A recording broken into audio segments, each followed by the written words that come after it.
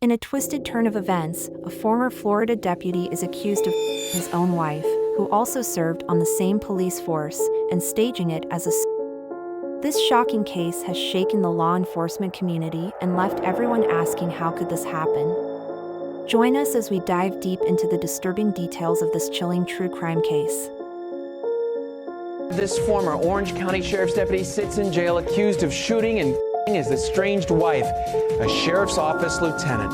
Thanks for joining us here at 5 on Fox Local. I'm Manny Martinez. Anthony Shea was supposed to face a judge in court this morning, but as Fox 35's Matt Trezza reports, it was a no-show. Former Orange County Sergeant Anthony Shea didn't show up for his first appearance in Orange County Court. Deputies arrested him Friday for the first degree of his estranged wife, Sheriff's Office Lieutenant Ella Wildeshea. An unexpected tragedy struck a small Florida community when a former deputy, trusted by his peers and the public, allegedly did the unthinkable, own wife, and staged it as a. How did this happen, and what led to such a devastating betrayal within the very institution meant to protect and serve? Today, we uncover the disturbing details behind this shocking case. The couple in question, both serving as law enforcement officers, seemed to have the perfect life.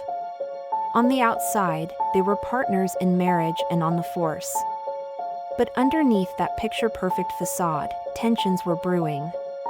And one tragic night, it all came crashing down. Let's start from the beginning, July 2024. The former deputy calls 911, reporting that his wife had tragically taken her own life. But something about the scene just was off. Investigators were immediately suspicious. For seasoned detectives, certain things about the scene didn't feel right. What should have been an open and shut suicide case soon spiraled into a full-blown investigation. As detectives dug deeper, they found discrepancies in the former deputy's story. Phone records didn't match his timeline, and gunshot residue on his hands raised immediate red flags. What was initially seen as a tragic loss took a dark turn as suspicion began to fall on the man closest to the victim, her own husband. It turns out, there was much more happening behind the scenes than anyone could have imagined. Why would a trusted deputy do this? Investigators believe the motive behind the alleged could be connected to financial struggles and marital issues. Tension between the couple had been rising for months, fueled by stress, arguments, and a desperate financial situation. The victim had confided in friends about the trouble in her marriage, but no one could have predicted it would end this way. It seemed the former deputy had reached a breaking point. Before we continue, I want to hear from you. What do you think about this case so far? Could there have been signs leading up to the tragedy that were missed? Let us know in the comments below, and don't forget to subscribe for more gripping true crime stories. Staging a crime scene to look like takes a chilling level of calculation. According to forensic experts, the positioning of the gun, the angle of the shot, and the lack of blood splatter all pointed to foul play. This wasn't it was a cold-blooded designed to look like one. But the most damning evidence came from gunshot residue tests, which revealed something even more shocking. The amount of residue on the former deputy's hands suggested he had fired the fatal shot. With mounting evidence, the case quickly shifted, and the former deputy was arrested and charged with his wife's. The betrayal felt by the victim's family and their fellow officers was overwhelming.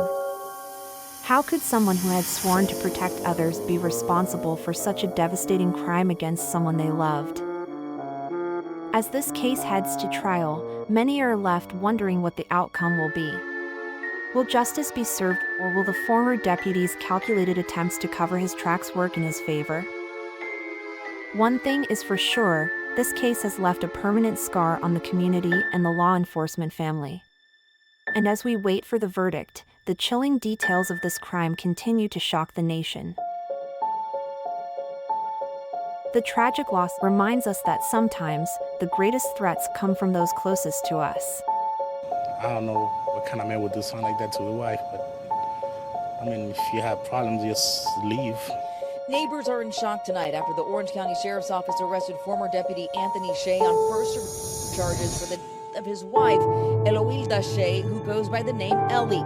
In a statement by Sheriff John Mina that reads in part, quote, "We have all struggled this week with feelings of shock, grief, and guilt while we tried to make sense of Ellie's death, which was meant to appear as a..."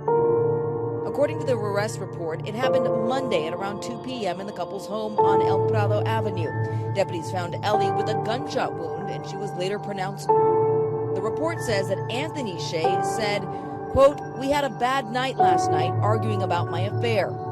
Anthony Shea had an affair which was uncovered and became the subject of an internal investigation at the Orange County Sheriff's Office.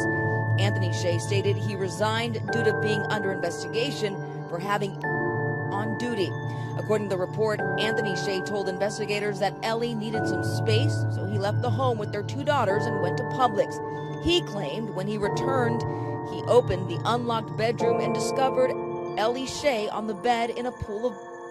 Anthony Shea says he pulled Ellie from the bed and started CPR and dialed 911. Shea originally gave full consent for detectives to investigate the scene, but he returned to the home hours later and, quote, revoked his consent to search his residence. The report said Anthony Shea attempts to control the crime and direct deputies to evidence which will confirm his alibi.